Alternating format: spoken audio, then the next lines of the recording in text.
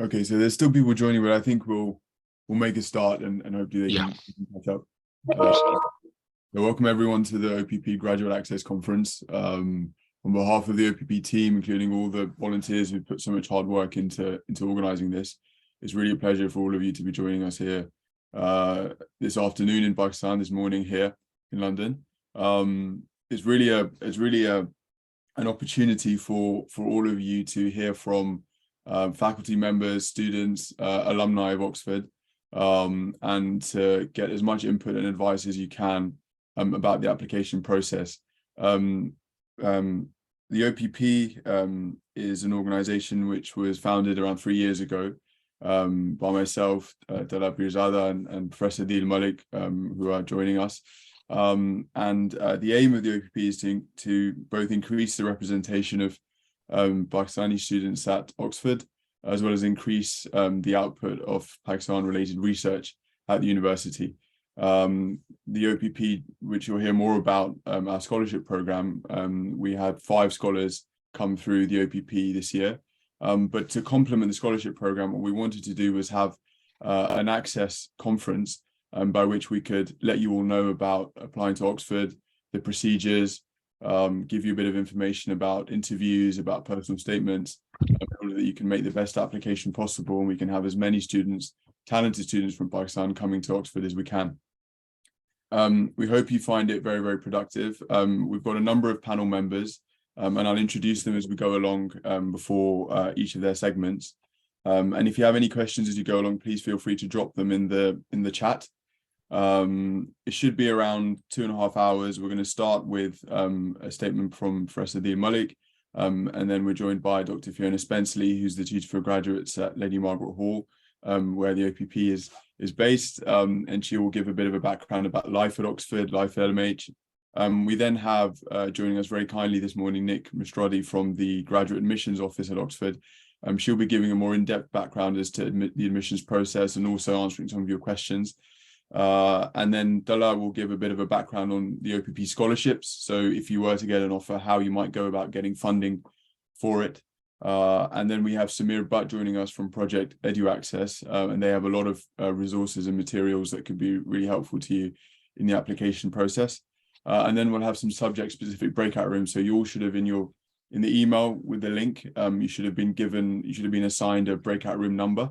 So when prompted later on, we'll ask if you could join that breakout room number.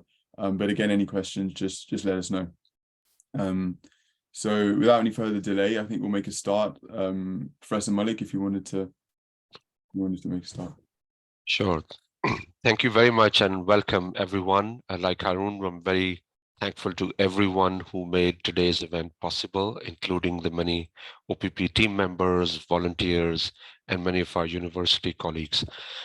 You will be hearing a great deal about how to apply to Oxford, how to get admitted, and so on and so forth, a lot of those specifics. I will leave those specifics to my colleagues and will concentrate a lot more on my own personal story and to really make it a bit more human and tell you that you are all excited to apply for Oxford, but we are equally excited to receive your applications. So I'm going to talk about 4 things. The first is that you might be thinking about Oxford being a place you want to be at. I want to tell you that we are eagerly looking forward to have you. As Harun mentioned, the Oxford Pakistan program has 3 fully funded scholarships. And as part of these scholarships, we want to give out more and more of these scholarships to students from public sector universities, as well as private sector universities. We don't exclude anyone, but we are particularly keen to draw in applicants who are from public sector universities, who are coming from mainstream disciplines in STEM subjects in computer science, engineering, politics, philosophy, sociology, law, a lot of these basic human sciences, natural sciences. And we want to open the door for you in ways that it would be a life-changing opportunity for you. Much the same way it was a life-changing opportunity for me and a life-changing opportunity for many of our other Pakistani colleagues who are present with us at the panel today. So that's the first thing I really want to tell you. And I think Oxford in general is very keen to increase its global representation. We receive a lot of applications from across the world, but we are particularly interested in increasing more applicants from Pakistan. And the more applications we have, the more students we have to choose from in terms of our scholarship. So that's the first thing I wanted to say.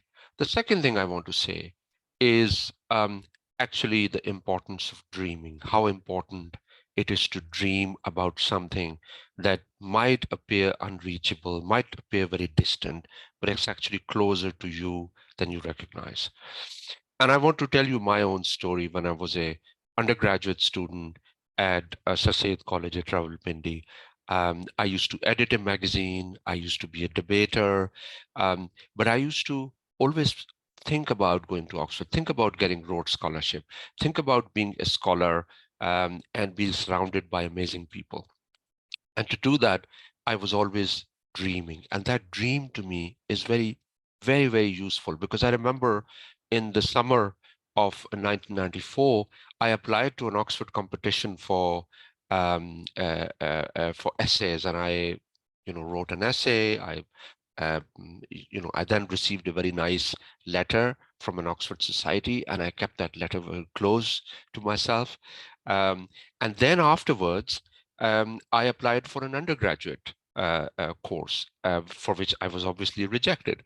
And I was very surprised. Here I am, who have, I had topped my degree in my FA, BA, etc. All these sort of Pakistani equivalents of these undergraduate degrees are. But now when I'm been teaching at Oxford for 20 years, including doing undergraduate admissions myself, for which I was rejected, I realized I was never going to get it because there's so much competition. A lot of the essential inputs that are required for an application, I hadn't put those in. But when I look back, it is the single most remarkable thing I find in my own journey because I was thinking about it. I was dreaming about it. And dreaming is extremely important because it's the dreams that increase your efforts. So that's the first thing I want to say. All of you have to dream about applying to Oxford, right? The second thing is effort. And in terms of efforts, the important thing is to be persistent. I had to apply 3 times to the Rhodes Scholarship in order to be admitted. The first time I got to the committee, I couldn't make it. The second time, it was the third time I got the scholarship.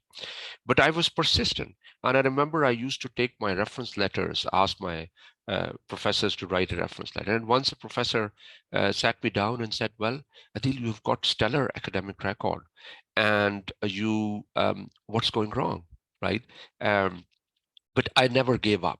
I was persistent. And lo and behold, the time when I got the scholarship, I think was the best time for me because I was really ready for it. So that's the second thing I want to say. Rather than thinking about fear of failure, about not being admitted, you have to apply, you have to exert an effort and be persistent about it. And finally, what I want to say a few things about some broad tips about applying to Oxford. Obviously, there'll be a lot of other people who'll be talking about these, but I want to get those out of the way right in the beginning. I think applying to Oxford is a good learning experience, and the learning experience starts when you go to the university website, look at the appropriate programs, consider the particular requirements for individual courses. So you have to do a lot of due diligence. You have to do a bit of research, which I think is a very good learning experience in and of itself. Then when you prepare the application, you need to write a personal statement that is truly personal, right? A lot of the personal statements are, you just go to the website, search how to write a personal statement, and just collect a lot of material together. No, it has to be a personal story. It has to be your story, your achievements, your aspirations for the future, right? And then you need to have a submitted work. If you're applying for a graduate degree like a master's or MPhil or doctorate, you need to have some work submitted. Now, the selection for that is very important because a lot of the assessors will be looking at your submitted pieces of work and analyzing them for two things. One, can you write, uh, good English? Are you legible? Secondly, are you going to, do you have good analytical skills? If you are, and then there are specific requirements. If you're an economist, we will be thinking about, have you looked at a particular model, or maybe some technical expertise if you're engineering, so on and so forth. So I think which works to submit is an important thing. It's not something you just wake up one day and say, okay, I'm going to submit these two. You have to carefully think about, okay, here are these pieces of work. Then I think one of the most important things in this process is also the reference letter. And one of the issues we face here in Oxford, or actually across the world, is that we don't know enough about how good Pakistani universities are, right? And what do they teach, and how prepared the students are. So if you're asking your tutor to write a reference letter for you, prepare a page of information about the things that you would like them to mention. For example, they could say the person is very good in his analytical skills or technical skills. They could say a little bit about the course, because a lot of the Oxford professors wouldn't know what is taught in the course. So I'm an economist. I would like to see, if somebody's writing a letter, they would say, we teach Jeffrey Woolridge's book as our textbook for econometrics, and we have these 8 different courses, and they are very rigorous. And typically we teach XYZ, right? So tell your professors when they're writing the letters to explain to the Oxford faculty what types of courses are being offered and what is it that is being taught. So those are some broad tips. We will come to more specific points later, but I just wanted us to get started by thinking about how important it is to dream, to exert an effort, and also to recognize that Oxford is increasingly looking forward to diversifying its student base, to give opportunities to people who might find it a life-changing game for them. So please do apply, and I really wish you all well in today's different sessions. For some of those who've joined late, Harun, who's kindly put together the whole access program, has just explained to us that we will be going through these different sessions. Harun, we have already shared the agenda with most of the students joining us today. Okay, and there'll be breakout sessions later on, which will be very subject specific. So maybe I'll pass it back to Harun, and then he can invite Fiona to say a bit more about life at Oxford. Yes, thank you very much, Professor Malik, for the very insightful background. And yes, I'd like to invite Fiona, Dr. Fiona Spenceley, who's the tutor for graduates at Lady Margaret Hall, a college in Oxford, where the OPP is based, and she's been incredibly supportive of the OPP, and also is very passionate about access, and it's a great honor to have her with us this morning. So Fiona, please do share your words. Thank you. I'll just share my screen. Hope this works. Yeah, we can see that. Is that looking okay? Yes. Right. Well, I'm delighted to be here with all these prospective students. I'm from one of the colleges within the University of Oxford, and I thought it was helpful to tell you a bit about the college and how Oxford works. So this is a picture of the college, and the background to my image is also the college, and I'm the tutor for graduates there. So I'm going to talk a little bit about the University of Oxford, which is a collegiate university which is a very different way of organising things than other universities. And I think it's useful background when you are making your application. So I'm going to talk a bit about the role of the colleges and the university.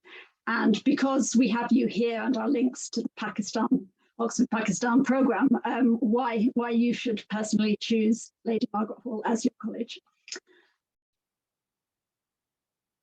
So the University of Oxford is very old. We're actually older than Cambridge.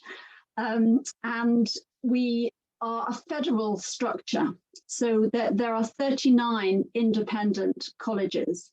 And these are distinct from the major academic departments within the university.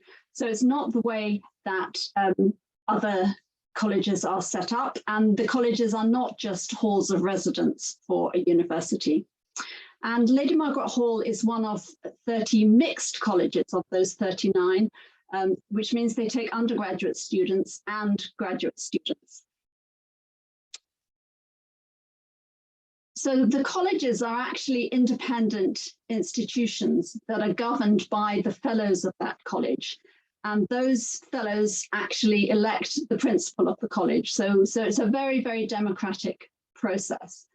And they form very interdisciplinary, intimate academic communities. So this is a great strength of Oxford as a graduate student, is that you're not meeting people just from your subject area, you're also talking to people in many other subject areas, which is, I think, one of the reasons it's such a stimulating environment to be in. So the colleges are perhaps more important in the undergraduate students because it is actually the college rather than the university that admits, and it's central to the teaching, the tutorial teaching, which is not the case for graduate students. But we provide accommodation for most of our first year graduate students coming in. We have dining halls, and we provide the welfare and social background to your course. And we also provide sort of pastoral and academic support to all of our graduate students through a system of college advisors, which I'll talk about a bit more later. And although we've got all these disparate colleges, we actually cooperate quite well through something called the Conference of Colleges, where the different colleges agree to work together. And we do very similar things. So the university is separate. It's divided into 4 academic divisions, and they are actually the body that admits and provides the supervision for graduate students. They employ the research staff, and they hold the research grants there. So all your lectures, seminars and practicals will be provided by your university department. They set the syllabus and they set the examinations for the students. So there are separate buildings. As I say, we have Lady Margaret Hall. There are some different departments there, more or less beautiful, but that's where your academic teaching will happen. And the reason that this strange system of separate colleges and separate universities works is actually because the people who are doing the teaching have joint appointments. So they're partly employed by the university department and partly by the college. So here is a selection of our fellows at Lady Margaret Hall. And you can see that they actually have 2 separate contracts. And in the sciences, they're generally more employed by the university department, typically 75% by the university, 25% of their contract is in the college. And in the humanities, they are more based in the college and less in the department. And that's because of the tutorial teaching. But these academics are also the people in the college who will be your college advisors. So they are academics of the same standard that will be teaching you in the department, who will be providing your pastoral care in the college. So what does the college provide for you? So a college advisor is someone who will take an interest in your academic work, but who is not your academic supervisor. You also have access to me as a tutor for graduates at Lady Margaret Hall, and each college will have their own tutor for graduates. So this is someone who can talk to you about your work, take an interest in your work, but they're not directly involved in the teaching. They may be in the same department or a similar department. We provide accommodation for you, and it's a very important social community. And I think LMH is a fairly diverse community. We have common rooms for you to meet in, and we also provide academic events for our graduate students. We had a dinner just this week for all the students interested in education. It was a formal dinner, people brought their supervisors, and it was a wonderful occasion. So we are both a social community, but very much an academic community. We also provide other sorts of backgrounds to support. We have a head of wellbeing. This is a new post within Lady Margaret Hall. We are trying to be proactive about ensuring our students are happy and working well. And this includes some study skills provision. So if you're coming from a very different system and you find that you are having to work in a different way than you're used to, our study skills advisors can help you with that. So they're not directly academic, but they can talk to you about how to get through the reading lists, how to write the essays to the way that Oxford wants them, managing your time, that sort of thing. We also have direct medical support, so we have a nurse and links to a GP practice. We provide some financial support to you when you're here, including some scholarships. Obviously, the Oxford Pakistan program is one of those, and we have some linked to the university for which you'll be automatically considered, and some that you need to make a direct application to the college, and details of those will be on the website, and I think will be spoken about more in terms of the Oxford Pakistan program. We also have our own library. You're not stuck for libraries in Oxford. A gym where we have beautiful gardens, as you can see. So there are other colleges in Oxford. So this is Christ Church is a very old and grand one, or St Catherine's, which is a newer one. But as I say, I'm going to try and persuade you to choose LMH. So this is an overview of the Lady Margaret Hall site. You can see we've got quite extensive grounds going down to the river, where we have punts as well. You can go on the river, and we have, this is our graduate centre at the front of the college, and we have students living in this block, in this block, and in some of these houses outside the front of the college. So our dining hall is up here, and we have, you can see everything, the library is here, everything is very close, and it's a small community to live in. So Lady Margaret Hall within Oxford is situated here, just north of the university parks. And although the centre of Oxford is around here, we're very academically central, because this is the science area and this is the new humanities area. So you've got a nice walk across the university parks to get to your university departments.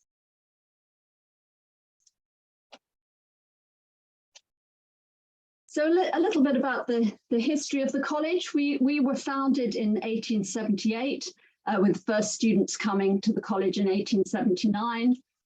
And we were the first college in Oxford to admit women. It was founded by Bishop Talbot, who was the head of another college called Keble College. and he worked with his wife to bring women in. There were, although I was saying how early Oxford was founded, it's really quite late that women were part of the picture. And these were quickly the first women that were here with the principal. So we had nine women who came to the college. And we are named Lady Margaret Hall after Lady Margaret Beaufort. So she obviously predates the foundation of the college, but she is very much a symbol of women's education. She was sort of a power behind the throne in her day, and she actually founded Cambridge College, but not directly us. So the history of the college is very much one of supporting disadvantage, and we still think that we're a kind of pioneering college in that we provided a foundation year for disadvantaged undergraduate students, and we're the first college in Oxford to do that. So we're particularly interested as a college in increasing diversity and in social equality. And these are some of the themes that are not only represented in our students, but is areas of interest for graduate studies. We obviously have some very famous alumni, and this is again what makes it a particularly good college for students from Pakistan. And both Benazir Bhutto and Malala were undergraduates. Of course, we are delighted also to have Haroon Zaman, that's one of our former students, and that's why we're connected particularly with the Oxford Pakistan program, and we would be delighted to have a good community of Pakistani students amongst the diversity of other students that we have here. So some pictures of students doing various activities within the college. We have sporting facilities, we have a beautiful library. Food is very important in the student experience. So talking to other students over dinner is one of the delights of the college, and you overhear snippets of academic conversations in that area. There's music, there are clubs, there are all sorts of activities. So you have a very rounded life in addition to your academic work at Oxford. Okay, thank you. That's me finished. If you want to see there's a link there to the website, there's actually a video tour of the college on that link if you want to find out more. Thank you.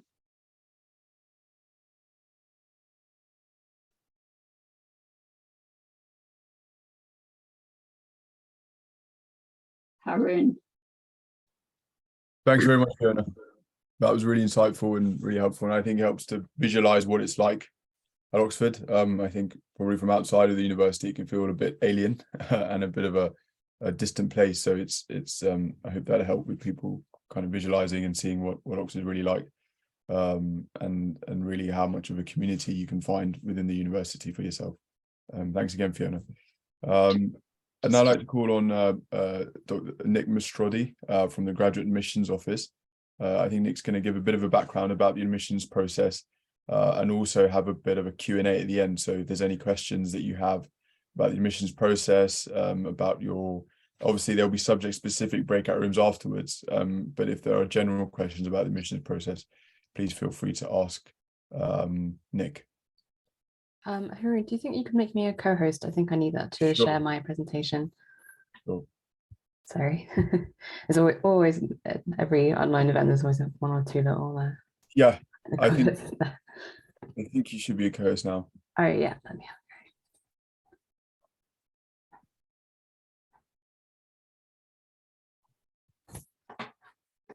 all right, can you see that? Yes. Yeah. Right, excellent. I'm just going to move you around so I can see my presentation. Great. So hi, it's great to be here today, and I'm really looking forward to talking to you all about the graduate admissions process at Oxford. So I come from the Graduate Admissions and Recruitment Office. We process all of the applications that we receive to all of Oxford's graduate programs. And that's roughly around 40,000 we received last year. And we also manage the University Central Access programs as well. So today I'm just going to go do a really quick overview of the whole admissions process to give you make sure you've got a general sense of how everything fits in. Some of it will build on what Professor Malik already said around supporting documents, but we'll go over that in a little bit more detail as well. So our graduate community, Dr. Spencer's already told you a little bit about life at Oxford, but we have a really very large and diverse graduate community. We have over 13,000 students from 150 countries, and it's a very international postgraduate community with about 2/3 of our graduate students coming from outside the UK. We actually have more graduate students at Oxford than undergraduate students. Postgraduate students are a really big force in the Oxford student community. And we're really proud of our graduate community. And our approach to graduate study at Oxford really emphasizes your ability to work independently as part of our world-class academic community. So as Professor Malik mentioned, the most important source of information when you're researching your application is going to be the university website. This is roughly what it looks like, the graduate section. And the most important part of that for you is going to be our courses section. So we have a course page, an individual course page for each one of those 350 graduate courses. And on that page, you're going to find an overview of the course that includes, very importantly, the entry requirements. So you can find some summary fees and funding information, which includes anything specific that course has chosen to highlight as a funding opportunity. Details of the colleges that you can be a member of if you're accepted to that course. Because if you want to specify a college preference when you're submitting an application, it will need to be one of those. And also a how to apply tab, which will have a checklist of everything you need to submit when you apply and any other information the department wants you to know when you apply. So for example, whether you might have to approach a supervisor, if there's anything in particular they want you to explain in your application, that will all be entered there. All of this information is provided directly by the department for their course and updated every year. So it is directly from them, and their entry requirements will are a public statement of what they're looking for in applications. On our courses page, you can either start by looking at everything A to Z if you just want to have a really good overview of everything we offer, but we appreciate that's a lot of courses to look through. And you can also look at them by department. So you can, for example, all the courses that the economics department offers, because they're not all titled necessarily exactly as you'd expect. And you can also filter by whether you want to look at full-time, part-time, the length of the course, taught research, or combined courses, which is where you do a course that starts with a taught part like a master's and goes on to a PhD, for example. So entry requirements, so they are individual to every course. As a rule though, university-wide, applicants need the equivalent of a UK bachelor's undergraduate with honours that has, in the UK, a strong upper second class. For some courses that are particularly competitive, they'll specify that you need a minimum of a first class degree. And you may be familiar with how your degree, you may be studying in the UK already, you may be familiar with how your degree compares to a UK undergraduate degree, but we do try and provide some general guidance via our international qualifications page for students applying from Pakistan. And what we advise there is that if your graduate course at Oxford requires a strong upper second class degree, you will need one of these sorts of qualifications, and this roughly, which would be a 4-year bachelor's degree with an overall grade of a first division 75% or an A, or a GPA of 3.5, an LLB, or if you've got a 2 or 3 year bachelor's degree, you're going to do a master's degree afterwards. A Doctor of Medicine, Veterinary Medicine, or Pharmacy is also an appropriate qualification to apply. I really want to emphasize that these aren't hard and fast pass-fail requirements for applying to our courses. We provide all of our international qualifications as general guidance. It's supposed to be one source of information to help you establish whether you can submit a competitive application. And meeting these requirements doesn't guarantee a place, and not meeting them doesn't 100% mean that you can't apply. We understand there's lots of variability in different subjects, for example, and in different institutions in how courses are graded. But we found that applicants really find it very helpful to have this kind of information. You can find that all of this information, these points on the international qualifications section of the website. And one other important aspect is going to be, as I said, the proof of English language proficiency, which we basically have a number of standardized tests. You've probably heard of IELTS and TOEFL. We also will take Cambridge Advanced and Cambridge Proficiency tests. Some courses have a standard level of minimum scores, and some courses have a slightly higher level of minimum scores. Most of our master's courses will have a higher level because there's lots of there's a different score requirement in each of those 4 tests that we accept. So it was too much to go through with you in the presentation, but you can find those on the website as well. You can also apply for a waiver of that requirement in certain circumstances. The most usual one is if you studied a degree level course which has been taught and assessed entirely in English, that's been full-time and lasted for 9 months or longer. So generally how to apply, as I said, reviewing your course information page is the first step there. And once you've been through all that information on the how to apply tab, there is a link directly through to the application form on that tab. And that will pre-populate the course that you want to apply to when you get through to our online application form. You're going to be needing to apply and send all of your documents online and by the deadline, which is going to be 12 noon on the deadline date. But please do try and apply as early as you can. You're completely entitled to apply up until, that's 1 minute to noon on the deadline day. But we do find, obviously, sometimes people will have last minute problems or have a Wi-Fi issue.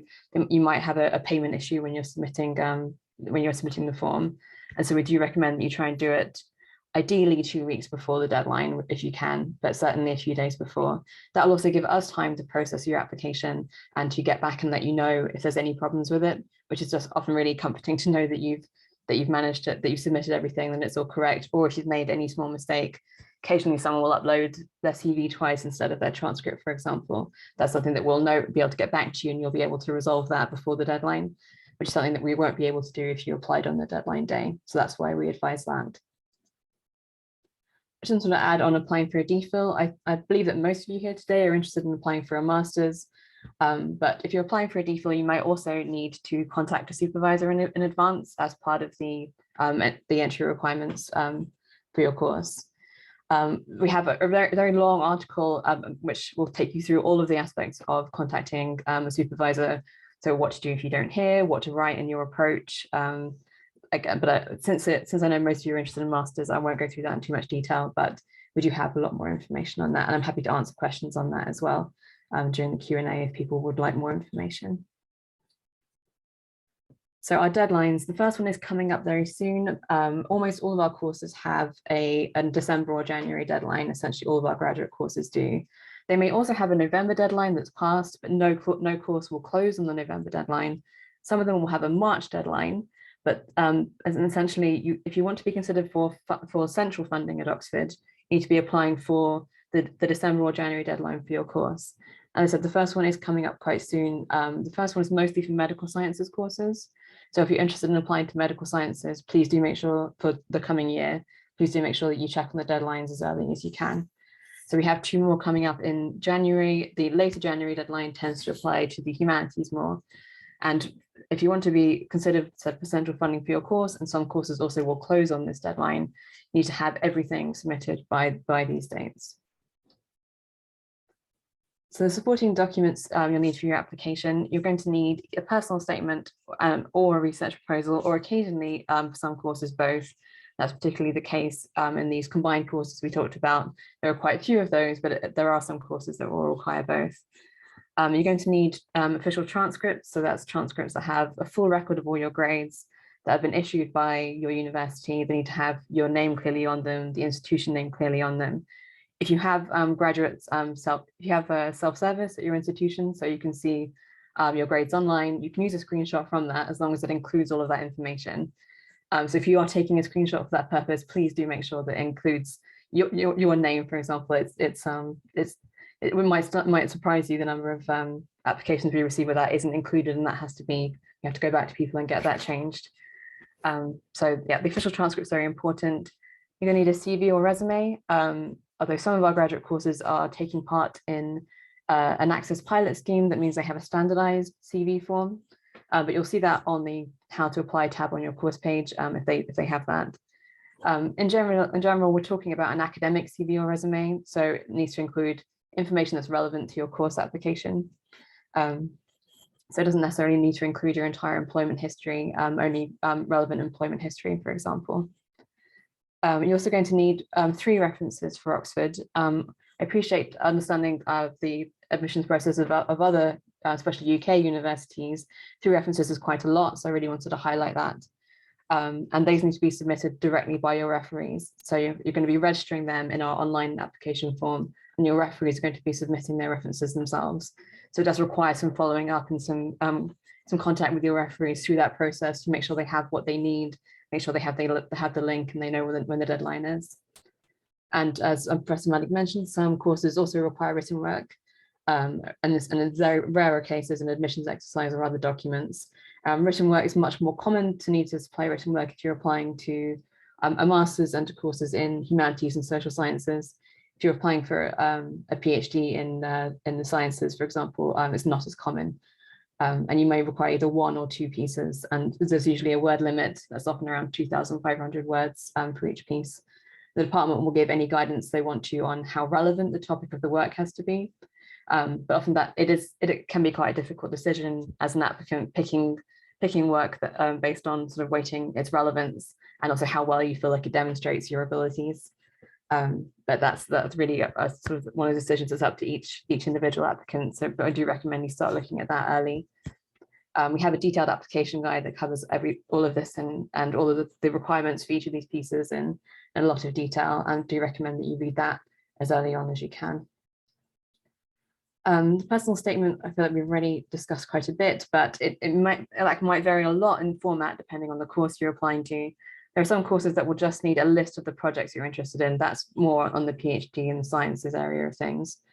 And on the other end of things is something which is more resembles an undergraduate statement, which is, yes, it's a personal narrative which really goes over your achievements, sort of the skills you've learned, the skills you hope to develop with the course at Oxford, and how the course at Oxford fits into your developing career, perhaps as a researcher. References, so we advise you to think very early about who references will be. The general standard for a reference is a member of academic staff who's familiar with your work. Obviously, it's ideally going to be someone who's more senior and more familiar with your work. It's someone who can write a really knowledgeable, detailed testimony on your abilities as a student and your potential for further study. Before you register your referees in your application form, you should approach them first. So contact them and double check that they are happy to act as your referees. That is an important step. You don't really want the first time your referees to hear about it to be when they receive the automated email from us. And we must ultimately receive those references, as I've said, by the course deadline. At some universities, you apply first and then do references, but at Oxford, everything has to be in by the application deadline date. So please make sure you are following up with your referees. And because if the references do come in late, your application might be considered incomplete and it might not be assessed.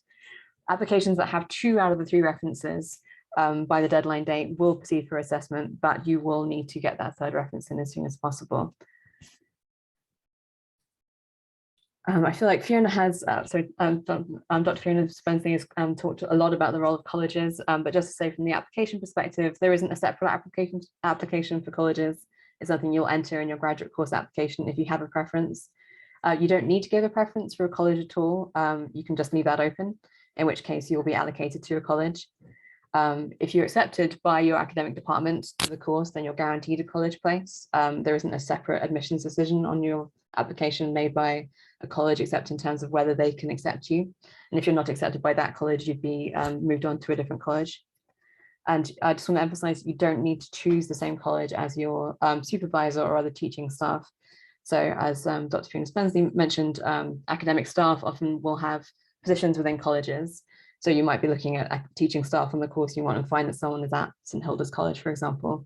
But it doesn't limit your access to those staff to not be at the same college because teaching is arranged centrally. I think so you're going to hear more about the OPP scholarships later, but I just wanted to talk a little bit about funding options more generally and central university scholarships. So, so we have central university scholarships. You may also see a type of funding called studentship, which tends to be for PhD study, but you occasionally see ones that apply for masters. And those are basically funded positions that have funding attached. There are also external funding options, which are, there are many options for this listed on the graduate funding websites that might include funding from charities and trusts, from governments, external scholarships, and also things like employment. And for some countries, loans are an option for graduate study. That's particularly the case in the US, for example. In terms of our scholarship offering at Oxford, every year we have around 1,000 full scholarships. And those are offered by the university and its departments, colleges, and other units. About 50% of our PhD students are fully funded. I believe it's actually about 50% of our students overall, but the level of funding does vary a lot by whether you're in the sciences or whether you're in humanities and social sciences, and also whether you're at master's or PhD level, with funding levels being slightly better at PhD and slightly better within the sciences. In terms of applying for scholarships at Oxford, for the vast majority of our scholarships, you actually don't need to do anything other than apply. We will look at everyone who applies to see who is eligible for our awards, and you'll be considered as long as you apply for that December or January deadline for your course and you've got a complete and submitted application. However, there are some schemes that require additional material, so they might need a supporting statement or a survey filled in. Normally, if they have particular criteria, some scholarships might have things like leadership, for example. They might want a statement from you about your leadership potential. And if you're applying from Pakistan, you might be interested in some of our scholarships that include some brand new scholarships we have, which are the OPP scholarships. And these are for women applying for STEM subjects from particular countries, which include Pakistan.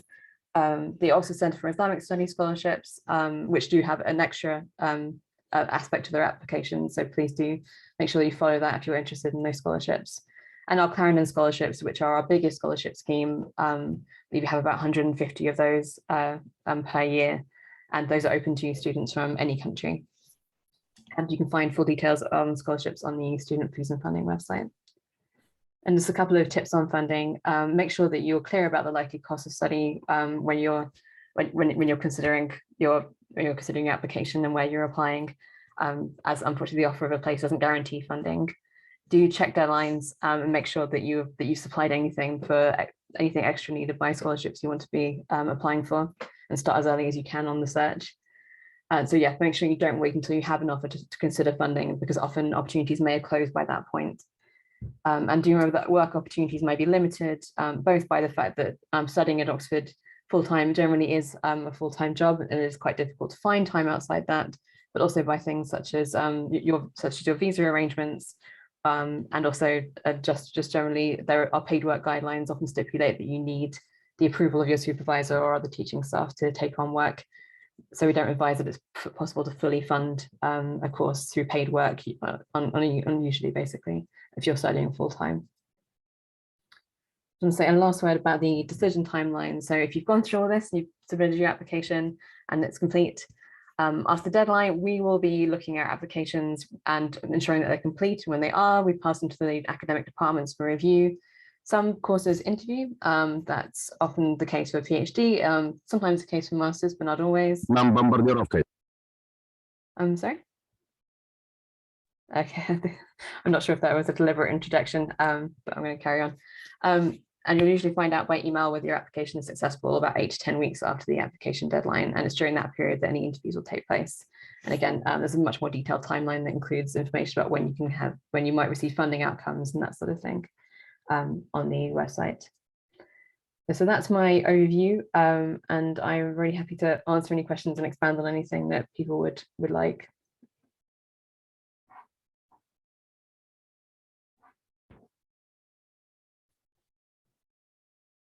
If everyone feel free to unmute yourself and ask any questions of Nick that you might have. We have about 15 to 20 minutes for questions. So feel free to ask any, especially regarding the admissions process. I think